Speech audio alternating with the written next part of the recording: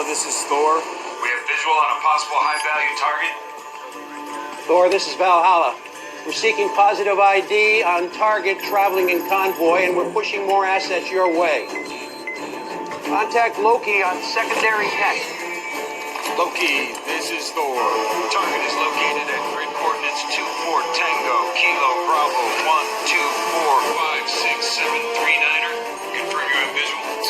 Verifying target ID. Electro-optic and infrared sensors are online. Confirming target. ZDF is arriving now.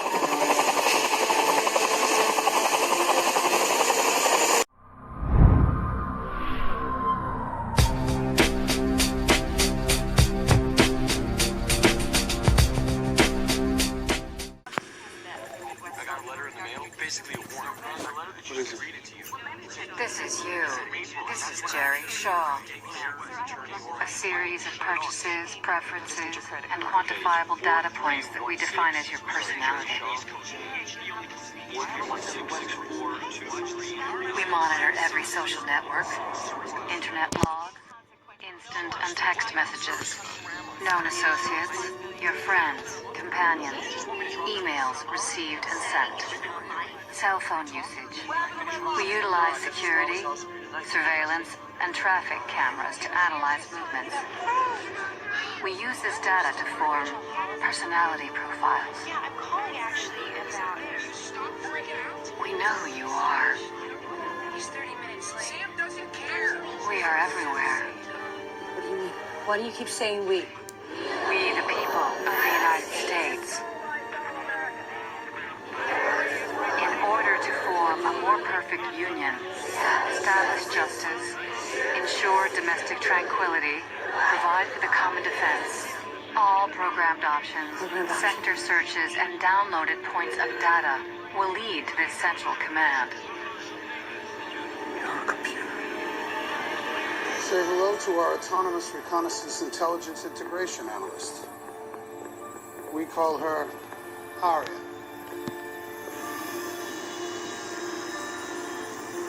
She crunches all our raw intel, finds patterns, helps predict the movement of possible suspects, right down to behavior, motivation, even personality. Transferring primary search function to auxiliary display. Hello, Secretary Callister. Aria, Agent Zoe Perez, Air Force OSI. You are to assist her in her investigation of Ethan Shaw. Yes, Mr. Secretary. Hello, Agent Perez. Perez Zoe, middle name Soledad. Official service records indicate your field reports are very thorough, if poorly formatted. Please excuse us, detecting 76% probability valid threat at Los Angeles International Airport. Alerting airport authorities and local police. Those gold spheres send her infrared data. Any communication intercepts that she flags a threat. She analyzes it and tells us what to pay attention to.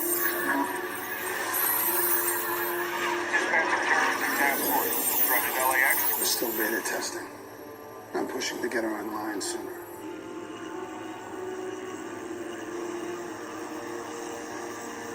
Mr. Secretary? Military, and that concerns a lot of people. I'm here with Kristen Megan, who's actually a U.S. military whistleblower. She has an amazing, fascinating story that we will share with you here today. Now, Kristen, can you tell us what branch of the military you were in and what you uncovered? Sure. I was in the Air Force on active duty for 9 years, and I worked in bioenvironmental engineering. One part of that process was to approve chemicals, hazardous materials. You know, what are you using? Why do you need it? Where's it being used? And tracking that disposal.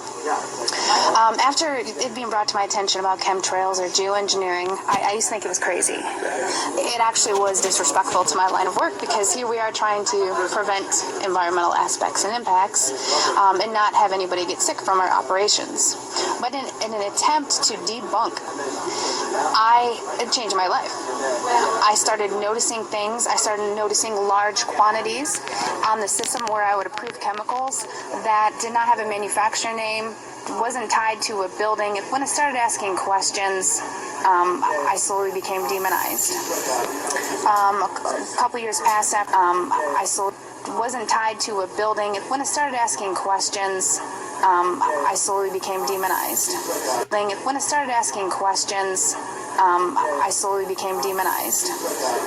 A couple years passed after that. When I asked again and people realized I was kind of being more vocal about it on social media, I was starting to be thrown into a mental institution and have my daughter taken away on social media. After that, when I asked again and people realized I was kind of being more vocal about it on social media, I was starting to be thrown into a mental institution and have my daughter taken away. Wow. That changed my life. I no longer view the military the same way. Daughter taken away. Wow. That changed my life. I no longer view the military the same way, and I feel like after 9 years of trying to uphold an oath, I'm able to do that now. I feel they're getting ready to admit it, and they're trying to sell it to us. It's kind of like they sell vaccines to us, they sell fluoride to us. Fluoride is a mining waste product. Well, how can we make that good? Put it in your water. So I think that they're trying to now kind of admit it and act like they're going to start doing it. I mean, they've already been doing it. Okay, she's got the snow lit. Let's see what it does. It's not dripping at all. Okay. So I've seen these things on YouTube about the snow not melting and just turning black when you put fire to it. So I'm gonna go outside here, get some snow.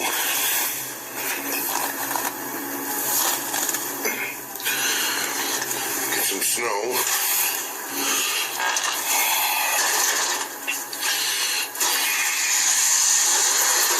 I just picked up outside. I'm just packing it in. Here's the snow I just picked up. You guys saw me pick it up outside off my porch. Check this out.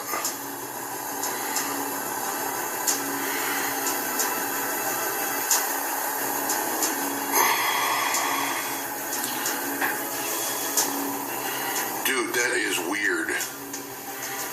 It doesn't melt. There's no drops of water.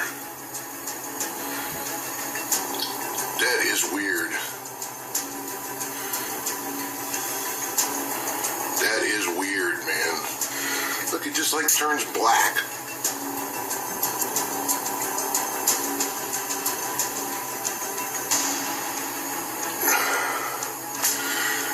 You guys haven't seen one drip. In the snow on Mount Shasta, pristine Mount Shasta, 61,000 micrograms per liter, 4 times the amount that is found in the soil up there. Where in the hell is this stuff coming from?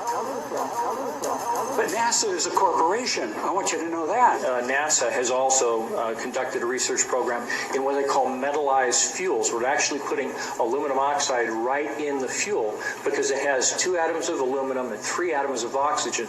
So during the combustion process, it releases all that oxygen and dramatically increases efficiency, but it leaves the aluminum in the air. Alex Dimitrick explains what we could see. Hi, my name is Rich Moore. I'm a scientist at NASA's Langley Research Center in Hampton, Virginia, in the United States. What is your specific job here on this mission? So I'm an airborne atmospheric scientist, and I'm interested in understanding how aerosols or particles that are emitted by jet engines in the atmosphere go on to evolve in the atmosphere. The people who sit here, the left seat is the mission director, and the right seat is his assistant. And what they're doing is they're monitoring the power that's drawn by all of the different racks. And so they have full control over all of the different experiments, which is really important for a NASA flying laboratory. Yeah, we're trying to keep this thing as full as possible. Yeah. And there's a lot of trade-offs. We want to minimize, I talked about the sticky gases. We worry about particles being lost to the walls of the tube as well. We try to keep the tubing lengths as short as possible for the samples we're making. And so we have a number of different probes, each targeting a different size range. So some probes may target, say, 1 micron to 50 microns, and other ones may target larger particles. So a micron is 10 to the negative 6. So we're talking about 1,000 times bigger than those soot particles that I described. And so it's a big plane. We've got instruments mounted on the fuselage, and then we also have instruments mounted on the wingtips. Starting in 1993, it was called in vitro toxicity of aluminum nanoparticles in rat alveolar macrophages. That's a real fancy way of saying testing the effect of aluminum nanoparticles on the white blood cells in the little air sacs in your lung, the alveoli. And what they found in this 8-year study was that these particles, when you're exposed to them long enough, it suppresses the ability of your white blood cells to defend you from airborne infections coming into your lungs. So it suppresses your immune system. But they also found that these same particles, once they get into your system, they can actually go through the barrier in each one of the cells. They get inside the cells, and these particles can actually suppress the ability of mitochondria, which are in the cells that help to gobble up toxins and things that would be harmful to the nucleus and the reproduction process of the cells in your body. These processes are suppressed, and so essentially by breathing this material in, your immune system is dramatically suppressed. They say we're going to control the weather by the year 2025. I asked them, what are they doing spraying these chemicals on the public? I said there's violation of United States Code 50 USC 1520, which prohibits the American government from experimenting on the U.S. citizens with chemical agents. I said that law also requires who's ever experimenting, when the federal government does it, that they have to report to Congress within 30 days. They wrote back, they said they don't know what I'm talking about. I think we have enough evidence that there's this spraying going all over the place. We were warned about the takeover of our freedoms by the military-industrial complex by both Eisenhower and Kennedy. They're gaining traction on us, folks. We are in trouble more than just a spraying program. All I can say is it's about time we get up in arms about this, because it is affecting our health. It's high time that we as citizens of this great country transformation. Why is that jet flying so close to our house? At last, those planes are flying where they belong. That's right. Over the homes of poor people. Poor people. Poor people. Oh, it's you, Stan. What kind of favor?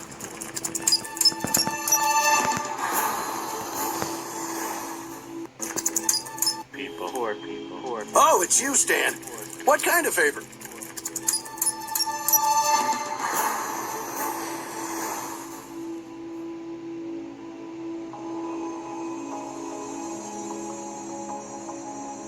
I abused my CIA powers to make that superstorm. You made this storm? Lives were destroyed. Now kiss, you two lovebirds, and put some mustard on it.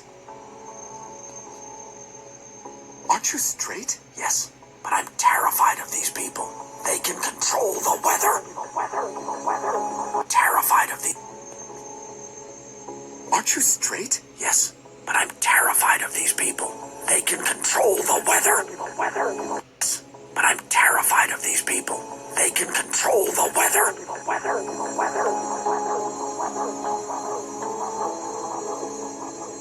Your God ain't controlling shit. Your God ain't controlling shit.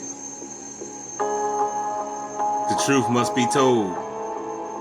You can believe what the fuck you want, but the truth must be told. Your God ain't controlling shit. This is a wildfire. This is a deliberate targeting of buildings with absolutely nothing happening around them. The trees are fine, absolutely fine. But how did the trees stay with the fire being so intense it melts the cars? How did the trees not get burned if this was a fire? Fire. This did not come from the forest fire. All the nano aluminum particles in the buildings and soil after years of drought, years of chemical trails overhead, not to mention the plasma cloud cover laid 3 days in advance of this debacle. See right here, all of the trees are fine.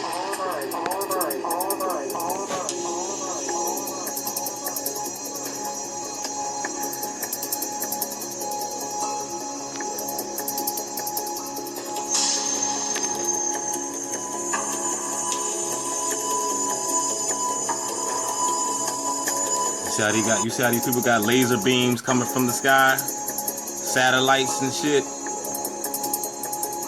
That's from satellites, man. They can beam right down on you. Your God ain't controlling shit. You thought all this time your God was controlling the weather? They're being poisoned, they're spraying, and especially around the sun. So what I want to do is I want to get a clear view of where they're poisoning at, and why are they concentrating around where the sun is. We're going to have some answers. We're going to do some interviews. We're going to get down to it. You look here. Here's the sun. And you can clearly see this crap that they're spraying on us. If you look in the sky, I mean, it's horrible. How can people deny this? I have no idea. It's just, God don't, what do they say? God don't make straight lines. So, it's just simple things like this God ain't making no lines. This is horrible. Do you think that our government would actually spray shit on us? Do you trust them? Or do you trust the government personally, just for the fact you don't know what they're doing undercover. You don't know what type of undercover hints they hiding from us from the media, what cover-ups they using. You don't really know unless they telling you, and you can't really trust what they tell you just for the fact you don't know whether it's a lie or the truth. Right. So from that being said, you think all the autistic kids with the vaccines and the stuff they put in our food, and you think all the people who have asthma that have trouble breathing, and you look up at this crap in the sky. I mean, polluting our air. I mean, how are we gonna breathe? How are we gonna live healthy if we gotta breathe the stuff in the toxins that's being dropped down on us, and which we're being lied upon? What do you think the goal is that they're doing it for? Experiments. Control the population, maybe? Experiments, control the population. Right. Mess with our heads, think we going crazy, maybe. Right. Believe what they want us to believe. Believe what they want us to believe. Thank you so much, my believe. friend. And think for a minute, not what you're told to think, but just open your eyes and think. And when you do that, when you open your eyes and you use your mind and you think for yourself, you may be surprised what you see. Right. And then when you find out what you see, what will it take to empower other people, to raise their consciousness and their awareness of what's going on? Because that's what we're going to do. That's what I plan on doing. Because there's no other choice. You can't know what's going on. You can't know what's going on and then do nothing. Because then, in my opinion, if you know what's going on and you do nothing, you're just as guilty as the ones who do. The pictures look odd. Realize 1111 is also showing you the glitch in the Matrix. What are the chances of you seeing 1111 all the time? You keep seeing it. And this is because you are now seeing the glitch in the Matrix, that we are living in some kind of computer simulation. Now that sounds... Escobar season has returned. It's been a long time. Been a long time coming. It's life or death for me, man. But you know, there's no turning back now. This is what makes me. This is what I am, feel me? You can hate me now, QB, but I won't stop now. Cause I can't stop now. Brave heart. You can hate me